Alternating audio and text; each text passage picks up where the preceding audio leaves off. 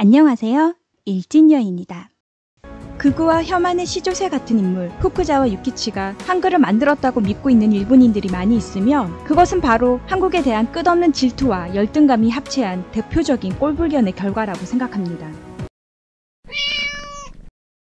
제가 후쿠자와 유키치에 대한 영상을 만드는 이유는 현재 일본 만행권의 모델이며 제국주의의 창시자요 지금의 일본 극우 클래스를 만든 1등 주범인데 그에 비해 유명도가 너무 떨어지는 것 같아서요. 일본은 극우뽕으로 가득 찬 이런 인물을 화폐 모델로 사용하면서 한국을 아래로 두고 있다는 표현을 아직도 하고 있는 것 같은데요. 만행권 모델이 2024년에 바뀌기는 하지만 바뀌는 인물도 참 가당찮은 인물이거든요.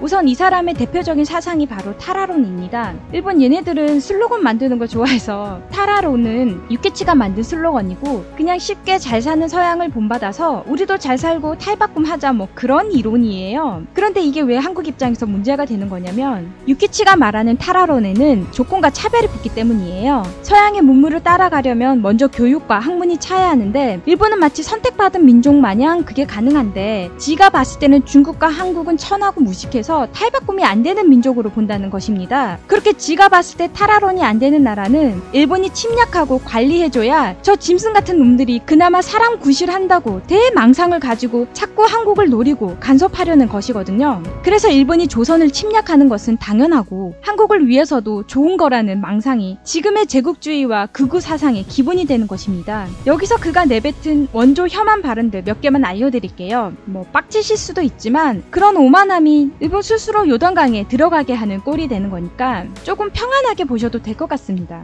옛것을 버리고 새로운 것을 얻는 과정에서 가장 핵심적인 것은 아시아를 벗어나는 것이다. 비록 일본이 이미 정신적으로는 아시아를 벗어났지만 중국과 한국은 개혁을 생각조차 하지 못하고 있다. 이 나라들의 유교적 가르침은 모두 위선적이고 뻔뻔할 뿐이다. 서구인들은 언제나 일본, 중국, 한국을 같은 문화를 가진 비슷한 사람들이라고 생각하는데 이는 일본에게 걸림돌이 될 뿐이다. 나쁜 친구를 사귀는 사람은 다른 사람들에게 마찬가지로 나쁜 인상을 주기 때문에 일본은 이웃의 나쁜 아시아 나라들과 관계를 끊어야 한다. 조선은 아시아 중에서도 조그만 야만국으로 그쪽에서 조정을 찾아와 우리의 속국이 된다고 해도 기뻐할 만한 가치가 없다. 조선인은 미개한 백성이다. 극히 완고하고 어리석으며 흉포하다. 조선인은 완고하고 사리에 어두우며 거만하다. 우리 일본은 동양의 선구자이자 우두머리로서 조선을 유도하고 말을 듣지 않으면 무력으로 협박하는 것이 필요. 조선의 사절이 미국에 가면서 중국인을 동반했다는 것은 거지와 천민이 함께 가는 것과 같다. 세계 각국이 서로 대치하는 것은 금수가 서로 잡아먹으려는 기세로 잡아먹는 자는 문명의 국민이고 먹히는 자는 미개한 나라이므로 우리 일본국은 그 잡아먹는 자의 대열에 서서 문명 국민과 함께 좋은 먹잇감을 찾자. 조선의 백성이 크게 행복해질 수 있는 방법은 오히려 조선의 멸망이다. 조선은 사지가 마비가 되어 스스로 움직일 수 없는 병자와도 같다. 진보의 끝을 모르고 도덕이 땅에 떨어진 데다가 잔혹함과 모렴치는 극에 달하고 오만 방자하다. 조선은 논할 값어치도 없다. 조선 백성을 위하여 조선 왕국의 멸망을 기원한다. 백성의 생명도 재산도 자존심도 지켜주지 않는 그런 나라는 오히려 망해버리는 것이 백성을 구제하는 길이다. 그런데 백성의 생명도 자존심도 지켜주지 않는 나라는 지금의 일본 같은데요? 그럼 일본을 구제하는 길도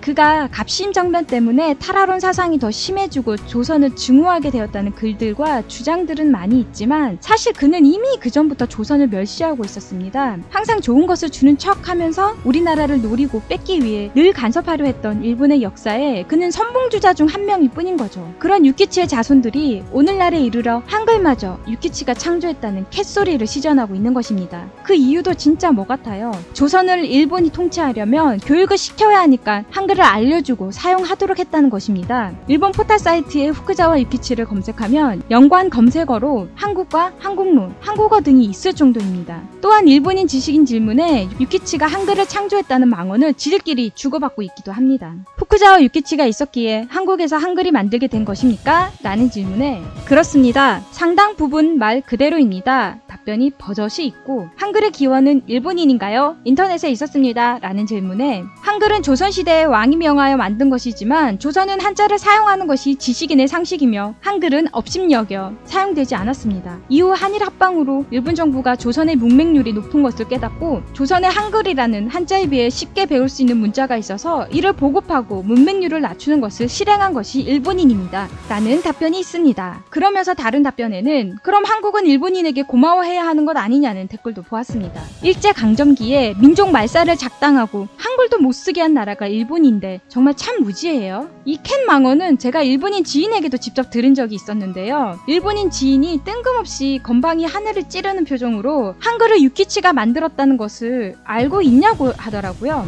그 얘기 처음 듣고 제가 너무 어이없어서 그래? 그럼 이토 히로부미가 조선인이라는 말이 있던데 그건 알고 있었냐고. 왜 굳이 한복을 입고 찍은 건데? 또 총리의 무덤이 왜 일본식이 아니고 조선식으로 했대? 라고 대응했더니 아주 대분노하더라고요. 그래서 제가 아니 왜 그러냐, 너네는 증거도 없이 하는 말인데 난 이렇게 사진도 있고 총리 무덤을 일본식으로 안 한 것도 맞잖아 라고 하니까 할 말 없는 그 일본인이 한국인은 말이 안 통하네, 한국인은 이게 문제다, 이런 식으로 나오더라고요. 그래서 제가 증거 있냐고, 너네는 증거도 없이 빡빡 우기는 못된 습성이 있다고, 이래서 일본인들의 말에 신뢰를 못하는 거라고 했더니 지도 할 말이 없었는지 별말 못하고 넘긴 적이 있었습니다. 일본인의 말은 반대로 해석하면 딱 맞는데요. 한글이 일본인이 만든 것이라는 주장과는 반대로 실제로 일본인에게 문자를 가르친 것은 바로 한국인이었습니다. 신라시대 때 승려들이 복잡한 한자를 단순하게 구별하기 위해 한자를 축약해서 만든 것을 일본이 또 좋은 것은 알아가지고 지금까지 쓰고 있는 것이거든요. 그런데 이것에 대해서는 보도를 거의 하지 않고 있습니다. 뭐 억지 주장을 할 수는 있지만 일부도 아니고 정말 많은 일본인들이 한국에게 패배감에 쩔어서는 그런 거짓부렁을 믿고 한글이 일본인이 만든 거라며 스스로 자기 위로를 하고 있는 것입니다.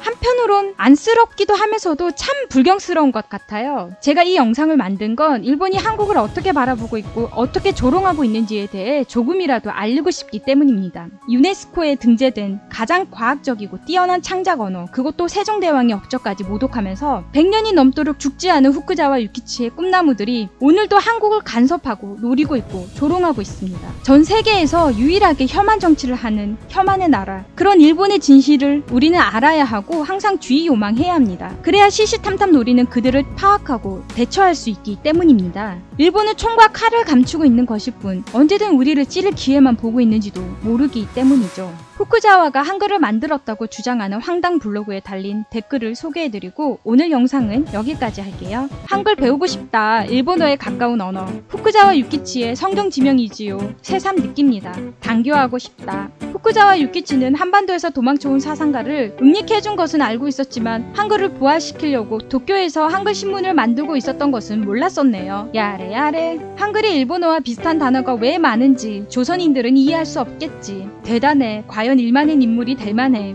일본인의 정신은 수용이 근간에 있기 때문에 결과론적으로 그것이 근대화에 도움이 되었다고 생각합니다. 그리고 800만 신들처럼 모든 것에 신들이 깃들여 자신을 바르게 하고 자율의 정신을 기르게 되는데 이 두 정신은 바로 일본인을 드러내고 있다고 생각합니다. 이제야 세계가 아시아가 아니라 일본으로 보는 것 같으니 익히 일본인으로서 일본인다운 행동과 언행으로 아시아에서 탈피해야 하는 것 아닌가 싶습니다. 읽을수록 선생님이 천재임에 놀랐습니다. 100년 전부터 이미 알고 있고 위험을 감지하고 있었다는 것. 만원짜리 지폐는 계속 선생님이었으면 좋겠다고 생각했습니다.